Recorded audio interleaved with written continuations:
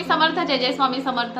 वर्षभर आपण स्वतःसाठी सेवा करत असतो किंवा कुठल्या ना कुठल्या इच्छापूर्तीसाठी सेवा करत असतो, पण गुरुपौर्णिमेनिमित्त आपल्याला महाराजांना गुरुदक्षिणा द्यायची आहे.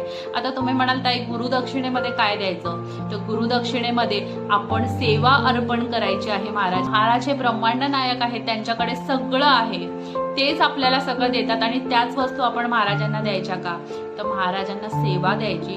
आपण जी पण सेवा करणार ती त्यांच्यासाठी अर्पण करायची. आता सेवेमध्ये तुम्ही तारक मंत्राची सेवा करू शकता, गुरुचरित्राची सेवा करू शकता, स्वामी चरित्राचे पाठ करू शकता किंवा अखंड नामस्मरण करू शकता महाराजांच्या श्री स्वामी समर्थ या मंत्राचं. आता तुम्ही जे पण नाम करणार त्याआधी तुम्ही संकल्प करा की महाराज ही सेवा मी करत आहे ती तुमच्यासाठी करत आहे आणि ही माझी गुरुदक्षिणा म्हणून तुम्ही स्वीकार करा, असं तुम्हाला आधी बोलायचं आहे आणि संकल्प करूनच सेवा करायची आहे. श्री स्वामी समर्थ.